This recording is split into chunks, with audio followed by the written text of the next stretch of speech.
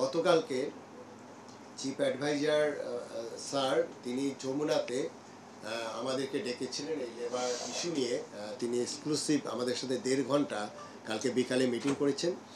সেখানেও এই সমস্ত বিষয়গুলো উঠে এসছে এবং আপনারা জানেন যে গত জেনেভায় যে আমাদের আইএলওর যে মিটিং হলো, আমাদের যে গভর্নিং বডির যে মিটিং হয়েছে, সেখানে আমাদের ল অ্যাডভাইজারের নেতৃত্বে আমরা গিয়েছিলাম এবং সেখানেও আমরা কিছু কমিট করে আসছি। তার মধ্যে সবচেয়ে বড় যে কমিটমেন্ট সেটি হলো যে নেক্সট জিবি মিটিং হবে মার্চে।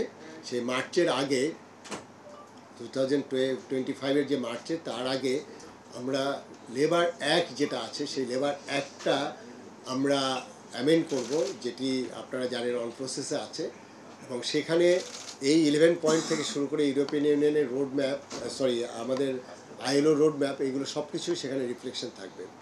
এবং ইতিমধ্যে আমরা বেশ কিছু কার্যক্রম করেছি। আপনারা জানেন যে আমাদের এই যে লেবার আনরেস্ট, এইসব ইস্যু নিয়ে আমাদের এখানে কিছু কার্যক্রম হয়েছে। বিশেষ করে আমি এখানে জয়েন করার পরে আমাদের আগের যিনি অ্যাডভাইজার ছিলেন জনাব আসিফ মাহমুদ সজীব ভূঁইয়া, তার পরামর্শ মতে আমরা এখানে লেবার লিডারদের সাথে একাধিক মিটিং করেছি, আমাদের এমপ্লয়ারদের সাথে বিজেএমের সাথে মিটিং করে, এবং আপনারাই কাভার করেছেন যে আমরা 18 পয়েন্ট দিয়েছি।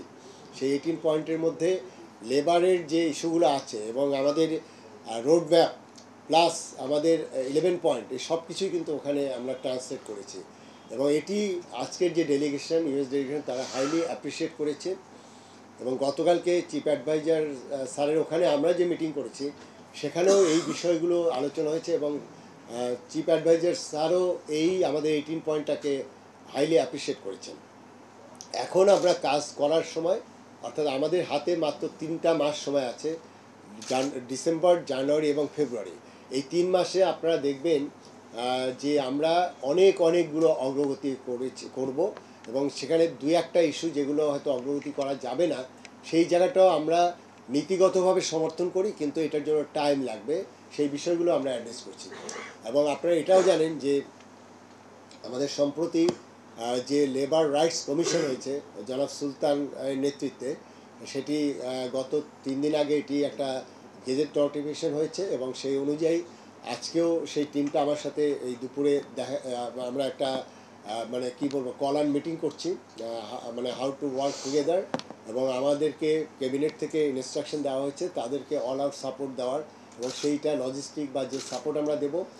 আমি মনে করি যে লেবার রিফর্মস কমিশন যেটা গঠন হয়েছে, এই লেবার রিফর্মস কমিশন অনেকটাই আমাদের কাজকে সহজ করে দেবে। অর্থাৎ আমাদের ইস্যুটা হলো কি, আমাদের ট্রেড ইউনিয়ন, আমাদের লেবার রাইটসটাই তো মূলত এখানে সবচেয়ে ডিবেটিং ফ্যাক্টর। অর্থাৎ আমাদের ইউরোপিয়ান বায়াররা, আমেরিকা সহ আমাদের যারা যে ইন্টারন্যাশনাল অর্গানাইজেশন, তারা কিন্তু মূলত এই সব বিষয় নিয়ে, ট্রেড ইউনিয়ন বা এই লেবার রাইটস বা ইভেন আমাদের যে মামলা প্রকৃত, এইগুলো নিয়েই কথা বলে। সেই জায়গাটায় আমাদের যেটা সুবিধাটা হয়েছে যে এই কমিশন যেহেতু কাজ শুরু করেছে, সেখানে আমাদের কাজটা অনেকটাই এই কমিশনের সাজেশন অনুযায়ী আমরা এটা কতটুকু অ্যাড্রেস করতে পারি সেটাই আমরা করব।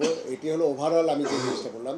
আর আজকের মিটিংয়ে যেটা ইউএস ডেলিগেশন যারা এসছে এবং তার সাথে যারা ব্র্যান্ড বাইরে আসছে, তারা আমাদেরকে সাপোর্ট দেওয়ার জন্য তারা আমাদেরকে সেই কমিটমেন্ট দিয়েছে।